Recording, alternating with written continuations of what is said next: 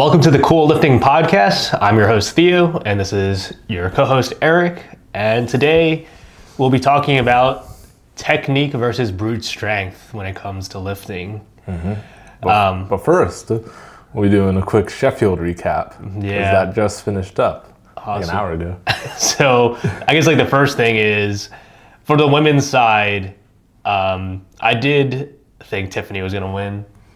Turbo Tiff. I don't know enough of the women's. Yeah, but that was the thing is for the women's, I think it started getting a little bit shaky because Agatha couldn't show up. Yeah. So I was not paying as close of attention. But then the men's side, I got all of that wrong. And there was a lot of missed third squats. So I think it kind of proves anything can happen on meet day. Anything can happen on meet day. And Yeah. another thing with these super high level elite power lifters is they really only missed one or two attempts. But missing one or two attempts as you get stronger and stronger can hurt this total a lot. And it can go from either PRing the total to going negative on the total. Yeah, and this is something that you talk a lot about where it's if you have too many goals in one meet. Because, for this meet, their goal is to hit a PR and go 9 for 9, which is a tall task if you're trying to win a meet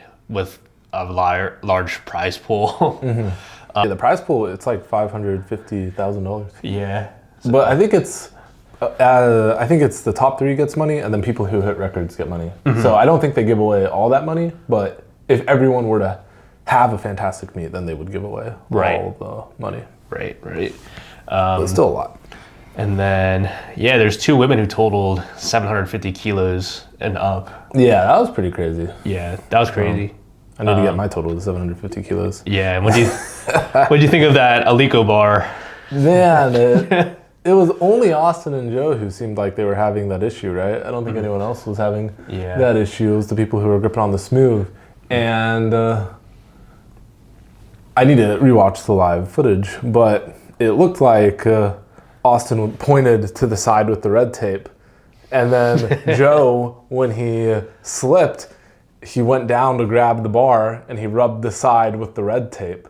And someone was telling me the other day about how Joe does not like the red tape on the Alico bar. And I haven't really seen anyone else having issues with it in the past, surprisingly, even though it's been a thing for such a long time. But the new Alico bar doesn't have red tape on it. But where was the new Alico bar? They didn't use the new Alico bar. I think they should have used the new Alico bar. I guess no one really has any experience training on it, but it's still kind of the new norm. Not the norm, but it's the new and improved. So it makes some sense to just use the new one. Yeah, and it's not like people don't have access to it. They could, in a way, buy it if they really wanted to. I feel it's the racks. They're always okay with just using the new rack. But they should have just used the new bar at that point, too. Russ didn't have the best day. What the heck is up with that? That ruined my mood for the day. That one was actually surprising. I'm not sure if you felt like it was maybe he was just lifting a little bit too heavy close to the meet, or if you just, the travel. It looked like his prep went well, right? Yeah, it did. I feel like I only saw half of it. But it looked like his prep was going well. So I thought he was going to do something good. But at the end of the day, Russ only really missed 2 attempts. And now it's seen as, hey, this elite lifter had the worst performance of their life. But really, he only missed 2 attempts. He missed his last squat, which was 9 kilos off the total. But in a way, he still got his heavy second attempt. So he didn't miss that much off the squat. And I guess compared to training, he did. But then for the deadlift, he just didn't even go for the third attempt. Yeah. And then that's a good chunk off the total as well. Yeah, and it looked like he might have been a little bit hurt there or something. Yeah, they said something about that. But you got to watch the 30-minute long Russ YouTube video after this meet to know what happened. Yeah. All right. But anything else you wanted to add about Sheffield? Who got top 3 again? For women's, Tiffany, Alba, and Sarah. Yeah. It was Austin, Shell, and the Turkish guy. Yep. I didn't know Shell was going to do another 66 run. Yeah, I actually didn't know that either. But he actually had a crazy performance. I mean, he went 7 for 9, but still really good. Like, he broke the world Yeah. record. Oh, there were a lot of misses. Yeah. Yeah. It looked like there were a lot more misses than there normally are at this meet. Yeah, right. I don't really remember too much about last year, but I felt like in 2023 there were like no misses. Keaton also had a really good meet. That's what I was surprised he about. did too. I thought his last deadlift was super soft. Yeah. Or not like super soft. Yeah, but I know what you mean. I was surprised. But who cares? Yeah. So he got it anyway. Awesome. Okay. Okay, but now into the podcast. All right. So I guess we should say, like, how do people usually start when they start lifting? And I guess they usually start with brute strength, just, moving mass. It's more so like they just have some sort of general idea of what a squat, bench, and deadlift is. It's kind of just like making sure it doesn't fail. And then they go and they lift it and they try and make sure that it doesn't fail. But there's no real coordination to it just because they're new, just because they don't even know what this good technique or efficient technique really is. So in a way they're using purely brute strength, and then maybe they'll watch like a very popular like how to squat YouTube video and it'll get them somewhere. It'll be pretty good. But then it won't even be pretty good. It'll be like average. And then the last bit, they might need a coach or might need some sort of powerlifting environment to teach them how to do that. Yeah. I'll talk a little bit about this later too, because I did the same pipeline. But when I was watching those more popular YouTube videos, they kind of lead you down like this path, and sometimes what they emphasize in efficiency might not actually matter as much as what you might think too. Or it might be a certain cue that they say is very important, but yeah, there is some individualization when it comes to all of this. Right. So it's like maybe it's super important for them, or maybe it's super important for whatever type of demographic that they work with. But maybe for like the super niche powerlifter who is watching, not as important. Yeah. Or like twisting your feet into the ground. That's the thing on squat. Yeah, or like it's not really a thing anymore. the classic bending the bar to pull the slack out on the deadlift. Like, I don't really see anyone do that anymore. But stuff like that where like it's still like a really popular video that has like millions of views, those type of videos, but then like some of these videos are older too. They've just been around for a little longer, and like, Right. that might have been one of the more popular cues back then. Yeah, like but 4 or not as 5 much. years ago. Yeah, not as much anymore. And times change. Yeah, right. All right, so then moving on, I guess. The super freaky teens that pop up usually are pretty muscular right off the bat. And what comes with that is a lot of brute strength. And then they're also able to move well and have super efficient technique right off the bat. They're very natural at it. And I didn't even really like know being natural at powerlifting was a thing until I was talking with this one friend, and he basically said, yeah, this other guy at the gym, he is not a natural at it at all. And I was like, man, now it's all clicking. It was just like hard for him for whatever reason. Yeah. But it's definitely something like some people it clicks a little faster, some people it doesn't click. And it's sometimes kind of hard to tell too, because maybe it's like this cue is just weird. It's like I'm not understanding this cue, and if we're only going about it in a cueing way, then it's harder to know how to get this efficient technique that we want. Right.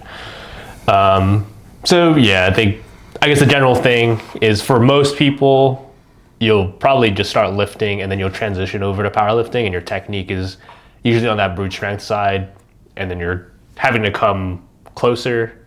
It's very rare that I find someone like super efficient and then start powerlifting, but there are kind of rare cases like that. Yeah, I'd say it's more so just like people who can pick up on it really quickly. Yeah, right. Or maybe they have like very good guidance on day one. Yeah. But sometimes, like let's say if someone's just squat benching and deadlifting for 5 years, and then after 5 years they want to get into powerlifting, they didn't really have any official powerlifting guidance before then.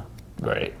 Okay, so that moves on to our next question, though. Who is brute strength better for, and who is that efficient technique better for?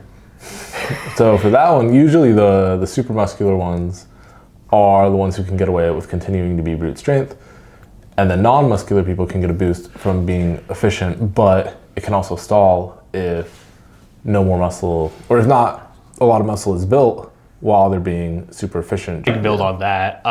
For me, like the way that I think of it is like there's a ratio of like the amount of brute strength you need versus how efficient you can be.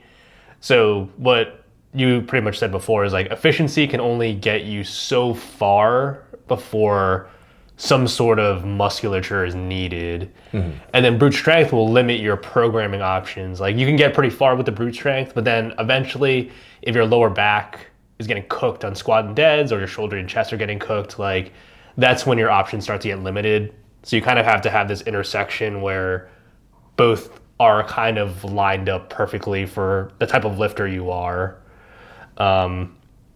So I think that kind of happens too. But generally, obviously, we want to get most people more efficient. But then there's a turning point where having too much efficiency can hurt you. Yeah, that's the thing where it's just trying to go to the max with everything, and whether that's like squatting wide or deadlifting wide or trying to cock back the wrist a lot on bench. Those are kind of the common ones. There's some others as well, but just going to the max on a lot of this stuff, it feels better in the like 1, 2, 3 red, the first few warm-ups. But then you get to the top end and it's like, crap, I can't execute consistently, I can't hit comp standard consistently, whatever it is. It's much harder to do all that, and then at that point, is it even efficient anymore? Right. This ties in with if one is more natural at it or not, like someone who's more natural at the powerlifting versus someone who has to maybe take a little bit more time to learn. What would you say you are? Would you say you're natural, or would you say you're not, or would you say you're in the middle? I would say I was more in the middle, leaning a little bit more to the natural side. It really depended on the lift for me. Yeah, that's a good point. Yeah, for squat, it was actually very natural. Like one day it just like clicked with me. And I feel like my technique didn't really change too much over time. Very small, like incremental changes. But the deadlift, I would say, it's funny, it's like I'm the most leveraged for it, but it took me the most time. And then bench, I felt like it was kind of medium. Like kind of most people, like after two years or something, I was like, oh, this is it. Like, it clicked with me. So what about you?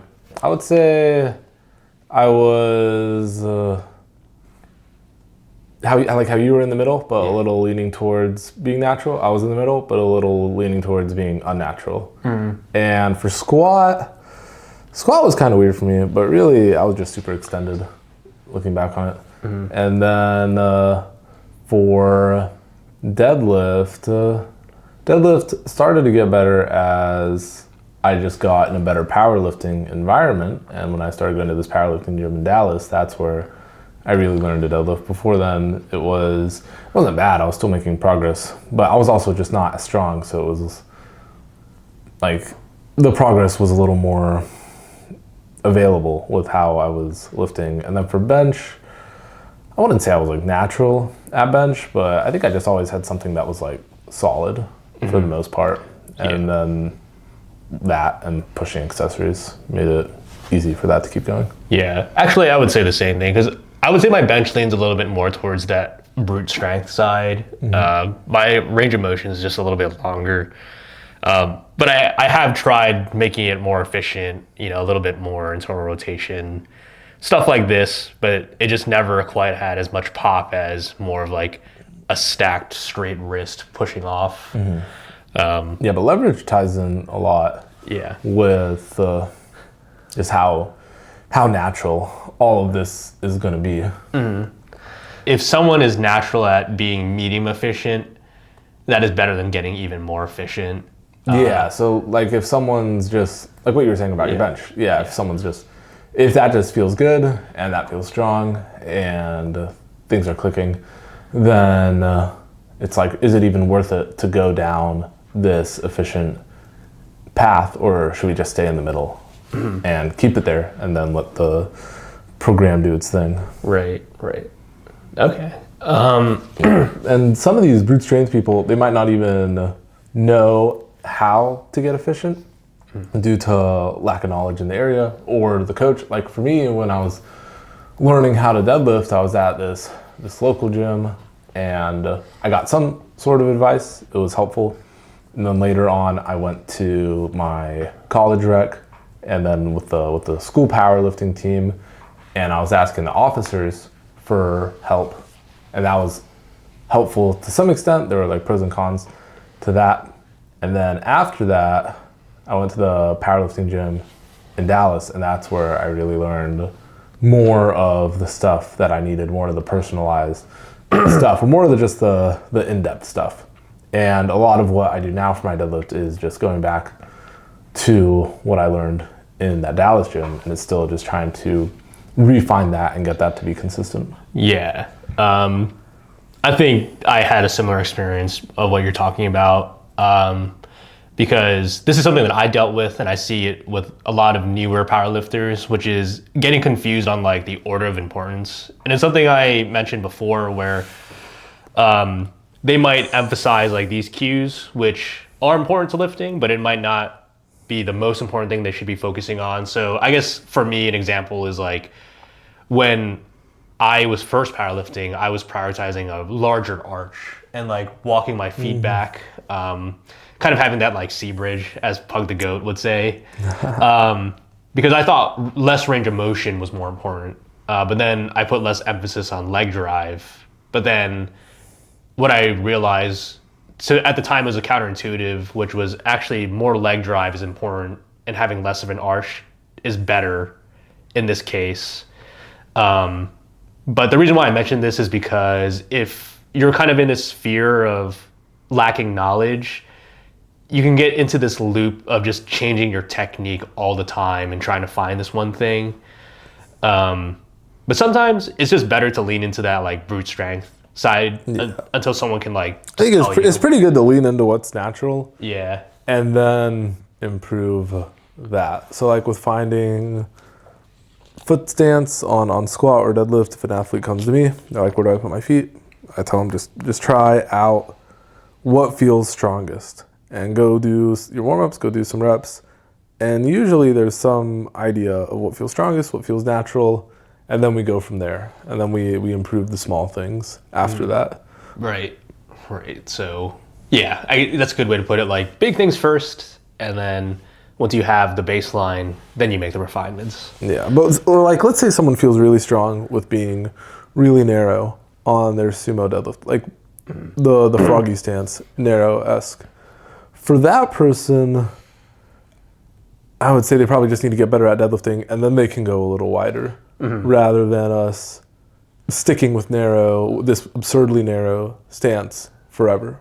Yeah. Because it's also just like if you look at everyone who's strong, there's not a lot of those absurdly narrow stances on the sumo deadlift. Or maybe someone feels strongest with like just a super close grip bench. There's not a lot of examples of people going to high level meets with an extremely close grip bench. So it's like, do we even want to continue doing that, or do we want to eventually get out of something like that? Right. Yeah, that's a good way to put it, because I think it is worth just trying. Like there still is a general norm of high level powerlifting technique. Yeah, right. Because if you're at max with grip bench on day one, that's obviously not going to feel good, but you might actually be leveraged where it will eventually be good. Like bench is a good topic, because pretty much everyone who benches is max width. Like every gender, every weight class, all of it is, or like everyone, no matter their arm length, whatever it is, it's all max width. So it's like, hey, we should probably still get to max width eventually. And maybe it's kind of weird right now, but eventually we want to get to there. And we also want to make it to where there's ideally some sort of brute strength still going on in this that can help us with that last little bit of grind if we need it. Yep. Okay. So I guess leading on to our next topic. And with the brute strength lifting, this is more likely to slow down and not die instantly as the lift gets harder. But for someone who's super efficient, it might die out pretty quick. And then at that point, it's hard to really even tell the bar speed, because it's just like, hey, everything looks really good until we fail. But we have an idea of where that failure is just based off how strong we are or something like that. And maybe even like if things slow down for someone who's efficient and it gets hard, then if we can't grind it out at all, it might just die out. But the brute strength person, it's just all brute strength. So they'll be able to grind it out, and they can grind through these misgrooves. All in all, we talked a lot about this, but like brute strength, for the long term, it's not going to be as strong unless you're just really jacked. But then like getting overly efficient can also be really bad. And then it just ends up not being efficient at all. It's good to have some sort of brute strength down the road. And with my athletes, like let's say someone's benching super close grip and eventually we want to build up to this max. I like to go a finger out a block or something like that rather than going all the way out, and over the course of a whole block, we're just getting used to that benching light and all that. I still want us to make progress while we are getting more efficient down the road. And that's just like that's kind of an example that everyone goes through. No one really starts with max width on the ring, just like on day one. Maybe pretty early on, since people are getting into powerlifting pretty early now, but it is still something that a lot of people build up. Because I remember like I started really close and then slowly widened it. Or if someone is looking to do like wide stance sumo, maybe they aren't like super wide day one, but eventually they build up to it. Yeah. And this is something I briefly mentioned, but the brute strength versus technique, it can also affect your programming. So like generally speaking, the muscular lifter who pushes their accessories too hard, too early, it can actually start taking away from their primary lifts, because they're probably getting a lot of stimulus from the actual lift itself. Whereas the lifters who are more efficient, they might actually need to push their accessories harder week by week to maintain that fitness, and also just to build muscle. Because, for example, if your bench, your range of motion is like 3 inches or something, you're probably not getting that much stimulus from that in your chest. So you need to have some sort of like complementary exercises depending on the type of lifter you are. And we want this either brute strength technique or this efficient technique to be, we want the program to aid it, and we don't want this technique hurting the program. Right. So like maybe if someone's more efficient, they might be able to handle more. And if someone is more brute strength, then they aren't able to handle as much. But it's like, hey, if that's the way we're going to lift, we got to keep that in mind with this program. Yeah, right. And then small things too, like affecting your top set pacing week by week. Because, like if you're less efficient, that fatigue from pulling like an RP7, it might feel like an RP7, but it actually just might build more fatigue than someone who's more efficient pulling RP7. But that's just some things to keep in mind, where if you do kind of see yourself hitting a wall on either end, you might kind of have to like intersect it a little bit. Like you might need to have a little bit more brute strength or something, build more on the accessories if you're more efficient, or pull back a little bit more and just let things prime you with the accessories if you're more on that brute strength side. And for long-limbed lifters, they will need this efficiency sooner. And for shorter-limbed lifters, they have the default advantage of shorter arm, which is easier. But being short-limbed, that's like a leverage, or it's the opposite, right? And we see all these examples with just like a long arm lifter on deadlift and then a short arm lifter on bench, or a short femur lifter on squat. There's not really any long femur lifters. I'd say it's just like a lot of medium, average femur lifters for squatting. But if someone's going to be short-limbed and then all this stuff just comes natural, it's like they're already some level of efficient at that point. And maybe they don't even need what would be overly efficient technique, because it's already there since day one, literally, by their genetics. Yeah. All right. So then the next thing, brute strength can pretty much, I guess this is just equipment. Talk about equipment, where like brute strength can pretty much lift anywhere, any gym, any place, anytime, where the technical lifter, they're definitely more on that picky side. The equipment, everything matters a little bit more. The time of day, what they eat, the carpet, no carpet. Yeah, the carpet, no carpet. That's for the people who are picky. Yeah. But even lifting on mediocre equipment while technical, it means you need to get even better and make it work. Like benching on a slippery pad means more neck on the pad so you don't slip. And that's a lot easier said than done, that's for sure. But something like that is, like if you want to be more technical, that's just the way it is. And if you want to be more brute strength, you'll never have to worry about it, but you might not get the advantage of being just a little stronger through being more technical and more efficient. Yeah, and this is just across all sports too. It's like if you're more efficient in anything, your margin for error is just way less. But you know that margin, it can make or break a PR for you. Slip in a tennis reference. Yeah, right. So like I guess like the amount of pronation or whatever, like wrist movement you use for like serving in tennis, the more advanced you get, you're gonna have to actually like utilize that whipping more. So you can get, more spin or whatever, but you don't really have to do that if your goal is just to get your serve in, just to play the game. And it's the same for like baseball or something too, right? Like if you want to throw faster, you're gonna have to whip your body more versus someone who's just throwing to get, throw a baseball, I guess. And those people can improve, like someone trying to throw a baseball, going from level 1 to level 80 is really easy, but then going from level 80 to level 100 is a lot harder. Like in Call of Duty, it takes longer to go through those levels, or just like any video game, it takes longer for the last few levels. It takes a lot more experience to get those up, and that's where this ties in. Yeah, right. And I guess going into our sports analogy, like the consistency part matters a lot more to like, and that's what usually makes the difference is, can you hold up your top end efficiency at the high weights?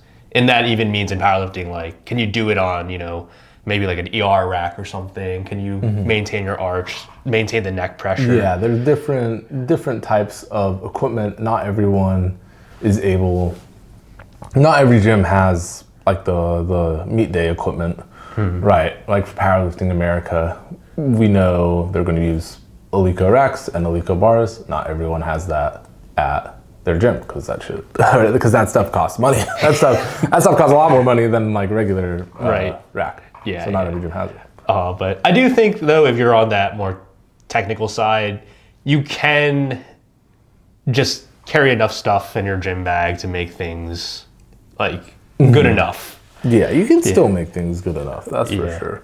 Right. And as long as it's like pretty much everyone can still make things good enough to where they're progressing. Right. Yeah. So I guess with your athletes, what are you looking for when it comes to like technique versus brute strength? So with my athletes, I want my athletes to be 80 to 90% efficient, and then the last 10 to 20% brute strength it up, because there still needs to be some sort of grind happening when things get really hard, right?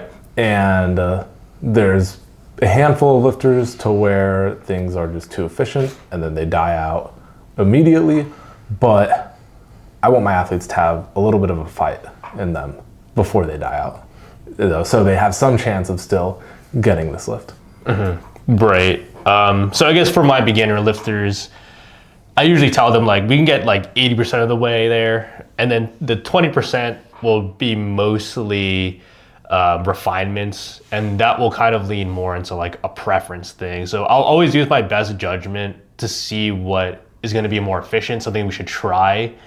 And most of the time, I think it leads them into the right direction, but sometimes it doesn't, and they might lean more towards that brute strength side.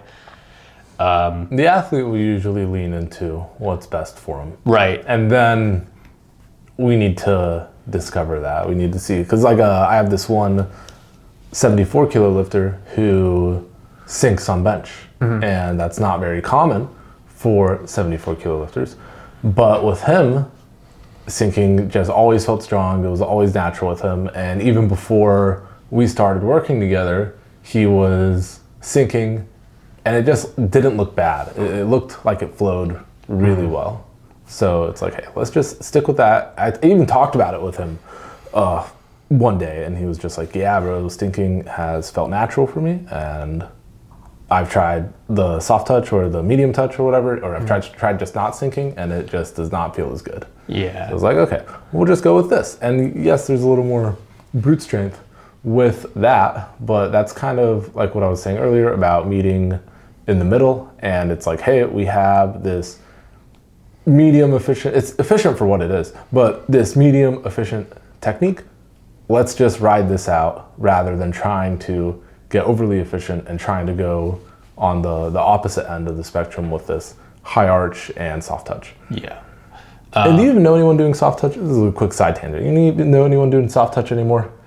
Not really. Yeah, no. No one does soft touch anymore. I was telling someone this at the gym earlier, but I don't know anyone personally who is like doing soft touch and having success with it. It's all like medium touch, or they're just not that good at medium touch, so it's like a hard touch or weird touch. Yeah, right. I guess something else where I see a lot of people struggle with is the consistency aspect, where they might have this more efficient technique, but it's not showing up on their top end, or it's like really hard for them. Yeah, that's the thing to really note. If it's not showing up on your top end, that's the important part. That's the very important part of this technique. That's the part that makes your total in a powerlifting meet, the top end. So we need this top end to show. And maybe this technique is good for anything that's not top end, but if that's the case, then is it like really even that good? Yeah, and that's kind of where, for me too, like I would rather have someone use, like just lean a little bit more on that brute strength side. If it's not showing up on the top end, it's like, hey, you know, like maybe these problems come up, but it's better. That's usually getting rid of the bad habits, getting rid of all of that coming up. Yeah, and I think the soft touch analogy is a good one, because it's like, hey, you know. That's a good one, because that's when the soft touch matters, when things get really, really heavy, and it's just too heavy to hold this soft touch. Right. So like, I don't think I really even have anyone who's doing a super soft touch. Yeah. Like, I have people who are doing something that's slightly harder than a soft touch, but it's not even that many. I'd say like all medium touch for the most part. Yeah, I would say like personally, if I were to like make a random ratio in my head, I'm like 70-30 like on that soft touch. Like I'm holding it, but I'm like I used to do soft touch, but it was just too hard. Yeah. And I just couldn't hang. Right. And now it's a lot easier to hang if I'm not trying to touch the softest point of my chest and hold it there for like 2 seconds. Yeah, hold like 440 pounds, like it's too much. Gently. No, we're not doing that anymore. But all right. Anything else you wanted to add?